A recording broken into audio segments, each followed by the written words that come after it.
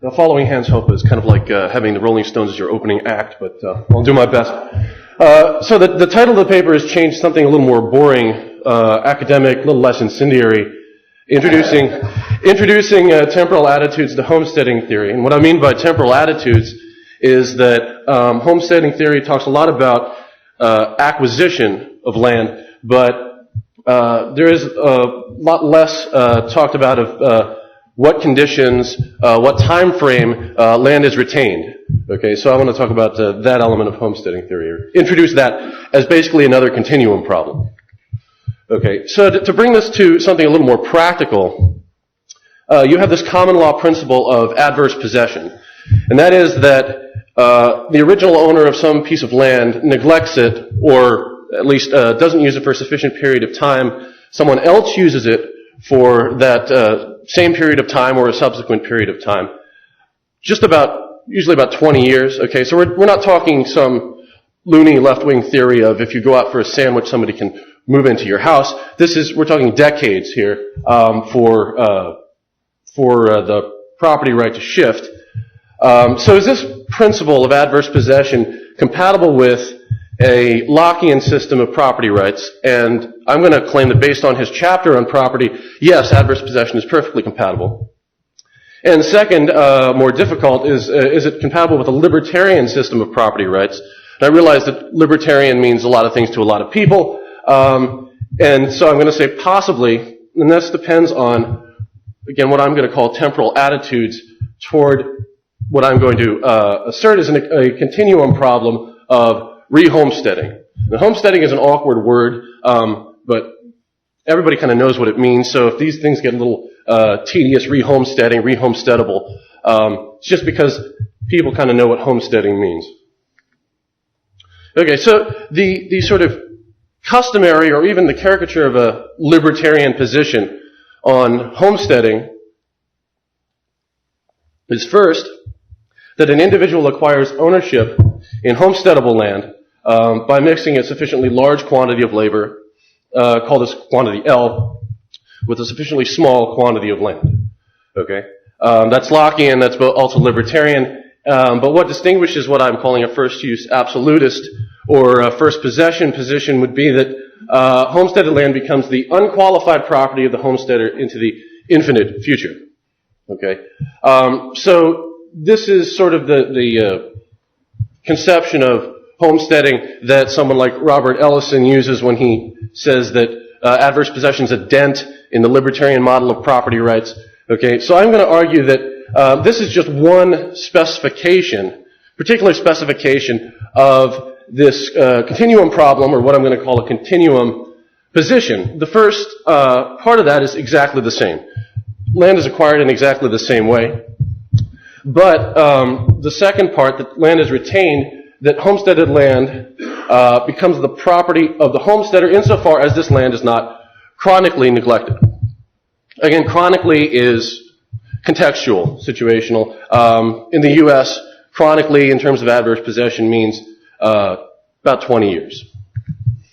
Okay, and so to sort of illustrate this diagrammatically, the first-use absolutist position kind of conceives of homesteading as a one-way street. That you go from the state of nature, apply L units of labor, or achieve some requisite improvement, and then it becomes private property, never to cross back across that threshold at L.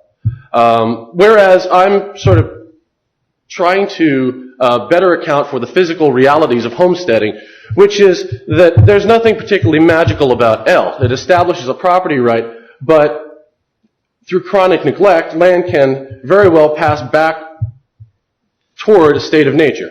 And so all I'm asserting is, and again this is contextual, and I don't mean for anybody to take it to a silly extreme, well that's always a risk, is that after you apply L, there is some requisite amount of labor that you or some proxy, that a maintenance man, if you own an apartment building, this doesn't have to be you in person, has to apply to the land to retain your property right. Okay, so the property rights don't automatically extend into the infinite future, and that there's some modicum of use or continuous labor mixing that has to be present to retain this property right.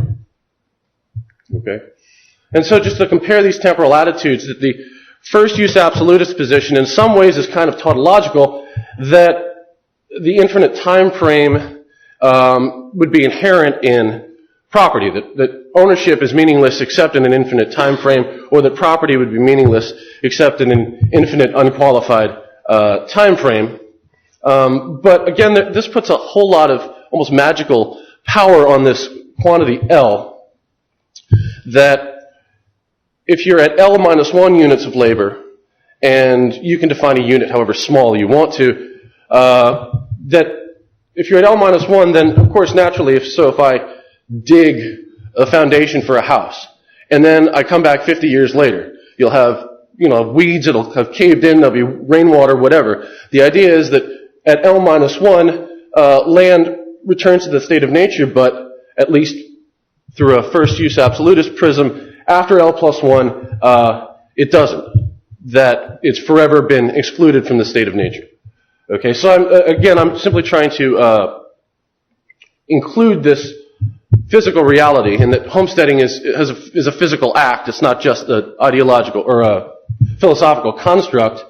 That the continuum position acknowledges the fact that the effect of previous labor mixing is going to erode over time, regardless of how far developed the land is. So essentially, you just have to adopt some rule of thumb regarding the appropriate time frame for neglect, and at a certain point, the land simply becomes homesteadable.